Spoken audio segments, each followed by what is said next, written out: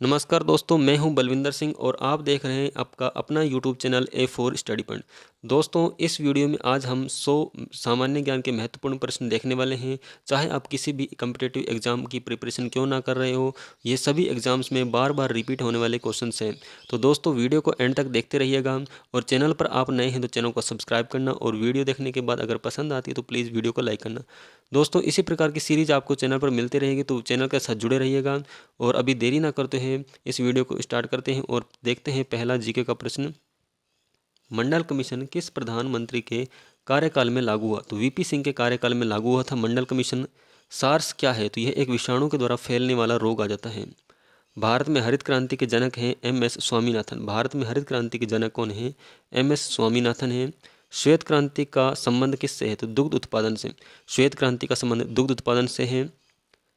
गोधरा कांड किसके लिए प्रसिद्ध है? गोधरा कांड जो है वो रेलगाड़ी में लोगों को जलाए जाने के लिए प्रसिद्ध है। रेलगाड़ी में लोगों को जलाए जाने के लिए कौन सा कांड प्रसिद्ध है? तो गोधरा कांड। अंतिम मुगल शासक कौन था? तो बहादुर शाह जफर जो है अंतिम मुगल शासक था। सती प्रथा का सर्वाधिक विरोध किसने किया था? राजा राम मोहन राय ने सती प्रथा का सर्वाधिक विरोध किया था।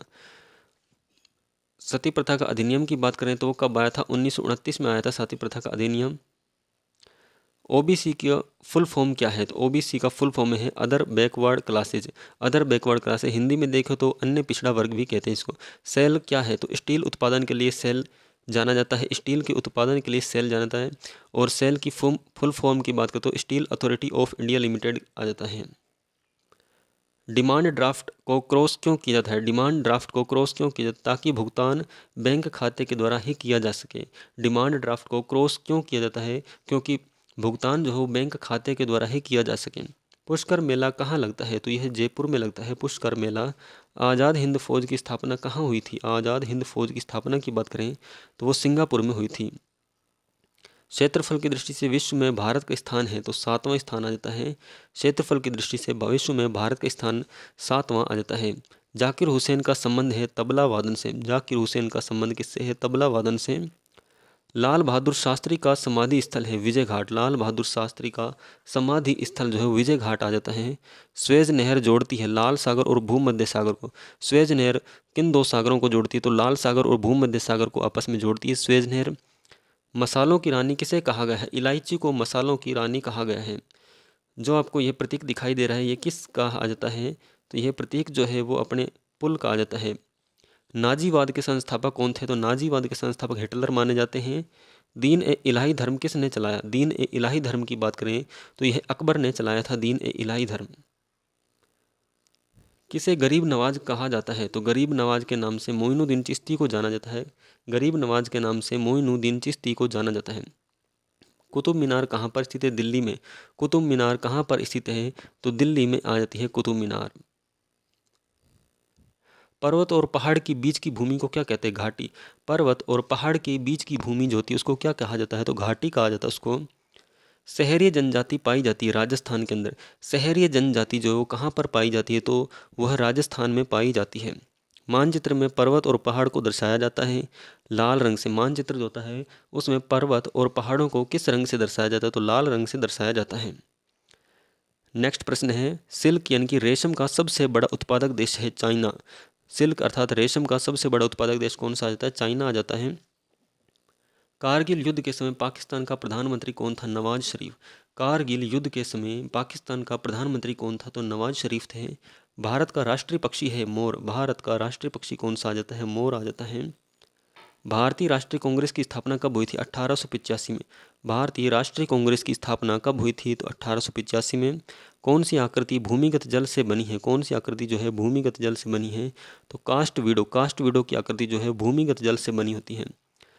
खरीफ फसल है। खरीफ की फसल मक्का एक खरीफ की फसल आ जाती है। बाजरे की फसल कब काटी जाती है? अक्टूबर से नवंबर में बाजरे की फसल जो है काटी जाती है। एस्कीमो के घर बने होते हैं तो बर्फ़ के।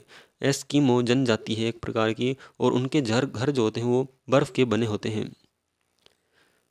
दिल्ली से पहले भारत की राजधानी थी कलकत्ता। दिल्ली से पहले भारत की राजधानी कौन सी थी? कलकत्ता थी। लाल त्रिकोण का संबंध किससे है? परिवार कल्याण से। लाल त्रिकोण का संबंध किससे आता है? परिवार कल्याण से आ जाता है। कंटूर रेखा दर्शाती है। कंटूर रेखा जो है वो समुद्र तल से समान ऊंचाई और आकार वाले स्थानों को दर्शाती है। कंटूर रेखा जो है वो समुद्र तल से समान ऊंचाई और आकार वाले स्थानों को दर्शाती है। कावेरी नदी बहती है दक्षिण में। कावेरी नदी जो है दक्षिण में बहती है।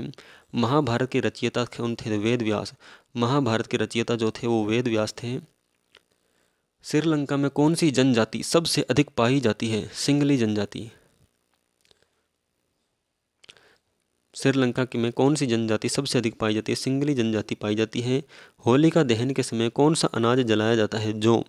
होलिका के दहन के समय कौन सा अनाज जलाया जाता है? तो जौ को जलाया जाता है। गांव के मेले में पंजीकरण शुल्क से किसे आय होती है? जिला परिषद को। गांव के मेले में पंजीकरण शुल्क से किसे आय होती है? तो जिला परिषद को आय होती है। खुदाई खिदमतगार की स्थापना किसने की? खान अब्दुल गफ्फार खान ने। खुदाई खिदमतगार की स्थापना जो है वो किसने की थी? तो खान अब्दुल गफ्फार खान ने। गंगा यमुना नदी के संगम स्थल है इलाहाबाद। गंगा यमुना का नदी का संगम स्थल क्या कहलाता है? इलाहाबाद है। और इलाहाबाद का नया नाम क्या है? प्रयागराज है। हिमालय की सबसे उत्तरी पर्वत श्रेणियों को कहते हैं हिमाद्री। हिमालय की सबसे उत्तरी पर्वत श्रेणियों को कहते हैं हिमाद्री। हिमालय से ऊपर कौन सा पर्वत पाया जाता है? तो वो ट्रांस हिमालय पाता है। बुद्ध के बचपन का नाम क्या था? बुद्ध के बचपन का नाम सिद्धार्थ था। भारत की समुद्री सीमा की लंबाई है 7500 किलोमीटर। भारत की समुद्री सीमा की लंबाई देखी जाए तो 7516.6 किलोमीटर आ जाती है। 7516.6 किलोमीटर एग्जैक्ट आ जाती है। ठीक है दोस्तों। और मेगास्थनीज किसका राजदूत था? मेगास्थनीज जो है सेल्यूकस निकेटर का राजदूत था। मेगास्थनीज जो है किसका राजदूत था? तो वही सेल्यूकस निकेटर का राजदूत था। कथकली किस राज्य का नृत्य है? कथकली जो है यह केरल राज्य का नृत्य आ जाता है। उज्जैन किस नदी के किनारे पर बसा है? तो उज्जैन जो है क्षिप्रा नदी के किनारे पर बसा हुआ है। दल बदल कानून कब पारित हुआ? दल बदल कानून जो है 1985 में पारित हुआ था। दल बदल कानून। घना पक्षी अभ्यारण्य किस राज्य में स्थित है? राजस्थान के भरतपुर में आ जाता है। घना पक्षी अभ्यारण्य राजस्थान के भरतपुर जिले में आ जाता है। कौन सीमांत गांधी के नाम से जाने थे? खान अब्दुल गफ्फार खान को जो है सीमांत गांधी के नाम से जाना जाता है। मौर्य साम्राज्य में सर्वप्रथम किस शासक की राजधानी पतीली थी?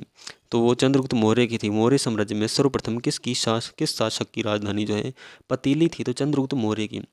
मानव अधिकार दिवस कब मनाया जाता है? 10 दिसंबर को। मानव अधिकार दिवस जो है वो 10 दिसंबर को मनाया जाता है। कौन भारत का प्रमुख चाय उत्पादक देश है? तो असम। असम में जो है भारत का प्रमुख चाय उत्पादक देश में आ जाता है। सॉरी, यहाँ पर देश नहीं आता, राज्य आएगा। माउंट एवरेस्ट पर चढ़ने वाली भारत की दूसरी महिला है संतोष यादव। माउंट एवरेस्ट पर चढ़ने वाली भारत की दूसरी महिला कौन सी है? तो वो संतोष यादव आ जाती हैं। भारतीय राष्ट्रीय कांग्रेस की प्रथम महिला अध्यक्ष कौन थी? Any Besant. भारतीय राष्ट्रीय कांग्रेस की प्रथम महिला अध्यक्ष की बात करें तो एनी बिसेंट थी। जिम कॉर्बेट पार्क कहाँ पर स्थित है? जिम कॉर्बेट पार्क जो है उत्तराखंड अर्थात उत्तरांचल में स्थित है। वर्तमान में जिम कॉर्बेट पार्क का नया नाम बदलकर क्या कर दिया गया है? रामगंगा नेशनल पार्क कर दिया गया। रामगंगा नेशनल पार्क कर दिया गया है। इसको दोस्तों ध्यान रखना है। सोमनाथ मंदिर को किस मुसलमान आक्रमणकारी ने ध्वंस किया था? तो वो था महमूद गजनवी। सोमनाथ मंदिर को किस मुसलमान आक्रमणकारी ने ध्वस्त किया था? तो वह था महमूद गजनवी। दादा साहब फाल्के पुरस्कार से सम्मानित प्रथम व्यक्ति थे देविका रानी रोरिक। दादा साहब फाल्के पुरस्कार से सम्मानित प्रथम व्यक्ति कौन थी? महिला कौन थी? तो वो थी देविका रानी रोरिक। यूएनओ की स्थापना कब होती है? यूएनओ की स्थापना 1945 में होती है। यूएनओ की फुल फॉर्म की बात करें तो यूनाइटेड नेशन ऑर्गेनाइजेशन, संयुक्त राष्ट्र संघ भी कहते हैं। 1945 में इसकी स्थापना होती है। भारत किस वस्तु का सबसे ज़्यादा निर्यात करता है? सूती कपड़े का। भारत जो है किस वस्तु का सबसे ज़्यादा निर्यात करता है? तो वो सूती कपड़े का निर्यात सबसे ज़्यादा करता है। चना किस फसल के अंतर्गत आता है? चना जो एक दलहन की फसल के अंतर्गत आता है। भारत में सबसे लंबा रेल मार्ग कौन सा है? उत्तरी रेलवे। भारत में सबसे लंबा रेल मार्ग की बात करें तो उत्तरी रेलवे आ जाता है। देश के 11वें राष्ट्रपति कौन थे? तो अब्दुल कलाम। डॉक्टर APJ अब्दुल कलाम जो थे वो देश के कौन से नंबर के राष्ट्रपति हैं? तो 11वें नंबर के बने थे। भारत किस राज्य में रबर का सबसे ज़्यादा उत्पादन होता है? भारत के किस राज्य में रबर का सबसे ज़्यादा उत्पादन होता है? तो वो केरल राज्य में होता है। भाखड़ा नांगल बांध किस राज्य में है? भाखड़ा नांगल बांध जो है वो पंजाब राज्य में स्थित है। महान पुरुष बिरसा मुंडा किस राज्य में से थे? महान पुरुष बिरसा मुंडा का संबंध जो है वो झारखंड से आ जाता है। महान पुरुष बिरसा मुंडा का जो संबंध है वो झारखंड से है। भारतीय सेना के सर्वोच्च सेना कमांडर कौन है? तो राष्ट्रपति। भारतीय सेना, तीनों सेनाओं के सर्वोच्च कमांडर की बात करें, सेना कमांडर जो हैं वो राष्ट्रपति आ जाते हैं। रेलवे ब्रॉड गेज की दो पटरियों के बीच की दूरी होती है तो 1.675 मीटर। रेलवे ब्रॉड गेज की दो पटरियों के बीच की दूरी 1.675 मीटर होती है। सेंट्रल रेलवे का कार्यालय कहाँ है? मुंबई के अंदर। सेंट्रल रेलवे का कार्यालय जो है मुंबई में आ जाता है। भारत का 29वां राज्य कौन सा है? तो तेलंगाना। भारत का 29वां राज्य जो है कौन सा है? तेलंगाना आ जाता है। विश्व का विशालतम रेगिस्तान कौन सा है? तो सहारा का रेगिस्तान जो है वो सबसे बड़ा रेगिस्तान आ जाता है। भारत द्वारा प्रक्षेपित प्रथम उपग्रह है आर्यभट्ट। भारत के द्वारा प्रक्षेपित प्रथम उपग्रह कौन सा है? आर्यभट्ट आ जाता है। ग्रामीण क्षेत्र में छोटे छोटे मामलों का निपटारा कौन करता है? अनुमंडलाधिकारी। ग्रामीण क्षेत्रों में छोटे छोटे मामलों का निपटारा कौन करता है? तो अनुमंडलाधिकारी करता है। भारत में सबसे ज़्यादा स्वर्ण उत्पादन करने वाला राज्य है कर्नाटक। भारत में सबसे ज़्यादा स्वर्ण उत्पादन करने वाला राज्य कौन सा है? कर्नाटक आ जाता है। डॉक्टर अब्दुल कलाम सर्वाधिक किस क्षेत्र में प्रसिद्ध हुए हैं? विज्ञान के क्षेत्र में। डॉक्टर अब्दुल कलाम सर्वाधिक किस क्षेत्र में प्रसिद्ध हुए हैं? तो विज्ञान के क्षेत्र में प्रसिद्ध हुए थे। भारत में सर्वाधिक चावल उत्पादक राज्य कौन सा है? पश्चिम बंगाल। भारत में सर्वाधिक चावल उत्पादक राज्य कौन सा है? तो वो पश्चिम बंगाल आ जाता है। दोस्तों, अगर आपको वीडियो पसंद आ रही तो प्लीज़ वीडियो को लाइक करना और चैनल को सब्सक्राइब करना। दोस्तों, वीडियो को पूरा एंड तक देख लीजिएगा और इसी प्रकार की अगर आपको और वीडियो देखनी है तो आप चैनल पर विजिट कर सकते हैं और वहाँ से आप लिस्ट या प्लेलिस्ट चेक कर सकते हैं और डिस्क्रिप्शन में भी आपको प्लेलिस्ट की लिंक मिल जाएगी। तो नेक्स्ट प्रश्न देखते हैं। परमाणु परीक्षण अधिकतर किस स्थान पर होता है? पोखरण। पोखरण कहाँ पर पड़ता है? जैसलमेर में। परमाणु परीक्षण अधिकतर किस स्थान पर होता है? पोखरण, जैसलमेर में। गीत गोविंद की रचयिता कौन है? तो जयदेव। गीत गोविंद की रचयिता की बात करें तो जयदेव आ जाते हैं। गौतम बुद्ध के पिता का नाम है शुद्धोधन। गौतम बुद्ध जो हैं उनके पिता का नाम क्या था? शुद्धोधन था, जो कि किस कुल के थे? शाक्य गण के थे, शाक्य कुल के थे। राष्ट्रीय युवा दिवस कब मनाया जाता है? राष्ट्रीय युवा दिवस जो है 12 जनवरी को मनाया जाता है। राष्ट्रीय युवा दिवस जो है 12 जनवरी को मनाया जाता है। ब्रिटिश द्वारा भारत में सर्वप्रथम बंदरगाह कहाँ स्थापित की गया? सूरत में। ब्रिटिशों द्वारा भारत में सर्वप्रथम बंदरगाह जो वो कहाँ पर स्थापित किया गया था? तो वो किया गया था सूरत में। नेशनल डिफेंस अकादमी कहाँ पर स्थित है? नेशनल डिफेंस अकादमी की बात करें तो ये खड़गवासला में स्थित है। किसे विश्व का अपरिवर्तनीय नगर कहा जाता है? रोम को। विश्व का अपरिवर्तनीय नगर किसे कहा जाता है? तो रोम को कहा जाता है। भारत का सर्वाधिक साक्षर राज्य है केरल। भारत का सर्वाधिक साक्षर राज्य कौन सा है? केरल। इसकी साक्षर प्रतिशतता की बात करें तो 94% आ जाती है। भारत का सबसे लंबा बांध कौन सा है? हीराकुंड बांध। भारत का सबसे लंबा बांध कौन सा? हीराकुंड बांध है, जो कि किस नदी पर बना है? महानदी पर बना है। हीराकुंड बांध जो है किस नदी पर बना है? महानदी पर जो है हीराकुंड बांध बना हुआ है। फतेहपुर सीकरी का निर्माण किसने करवाया था? मुगल सम्राट अकबर ने।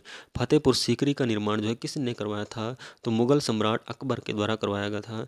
चंद्रमा की सतह पर उतरने वाला प्रथम व्यक्ति कौन था? तो नील आर्मस्ट्रांग।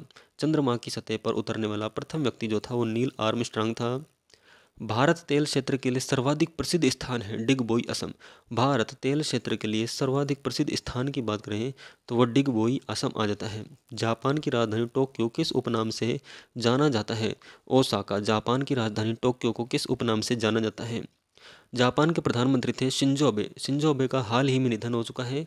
ठीक है, ये दोस्तों आपको ध्यान रखना है। हरिजन शब्द किसने दिया था? तो महात्मा गांधी। हरिजन शब्द जो है किसने दिया था? महात्मा गांधी ने दिया था। भारत में काफ़ी अच्छी उपज कहाँ होती है? भारत में काफ़ी अच्छी उपज जो है वो कहाँ पर होती है? कर्नाटक में। भारत में काफ़ी अच्छी उपज जो है वो कहाँ पर होती है? तो कर्नाटक में। किकली नामक लोक नृत्य किस राज्य में प्रसिद्ध है? हरियाणा में। किकली नामक लोक नृत्य जो है किस राज्य में प्रसिद्ध है? हरियाणा के अंदर। गुगली नामक शब्दावली किस खेल से है? गुगली नामक शब्दावली का संबंध खेल क्रिकेट से आ जाता है। 96 नंबर का प्रश्न है, सर्वाधिक कोयला उत्पादक राज्य कौन सा है? झारखंड। सर्वाधिक कोयला उत्पादक राज्य जो है वो कौन सा है? झारखंड। चार मीनार कहाँ पर स्थित है? तो हैदराबाद। चार मीनार जो हैदराबाद में स्थित है। भारत में मेट्रो सर्वप्रथम कहाँ पर चलाई गई थी? कलकत्ता राज्य में चलाई गई थी। भारत में मेट्रो सर्वप्रथम कहाँ पर चलाई गई? कलकत्ता में। स्वर्ण मंदिर भारत के किस शहर में स्थित है? अमृतसर में। स्वर्ण मंदिर भारत के किस शहर में स्थित है? अमृतसर में आ जाता है। दोस्तों 100वें नंबर का प्रश्न, राउरकेला किस खनिज के लिए प्रसिद्ध है? तो वो आ जाता है लोहे के लिए। राउरकेला का संबंध जो है किस खनिज से आता है? तो लोहे के से आ जाता है। दोस्तों यहाँ पर 100 प्रश्न जीके के महत्वपूर्ण प्रश्न कंप्लीट होते हैं। दोस्तों नेक्स्ट वीडियो में हम 101 से लेकर 200 प्रश्नों को कवर करेंगे। तो दोस्तों उस वीडियो की लिंक आपको डिस्क्रिप्शन मिल जाएगी, उस वीडियो को भी आप ज़रूर देखिएगा। तो दोस्तों चैनल को सब्सक्राइब करिएगा और वीडियो को लाइक करिएगा। मिलते हैं इसी प्रकार की अगली वीडियो के साथ।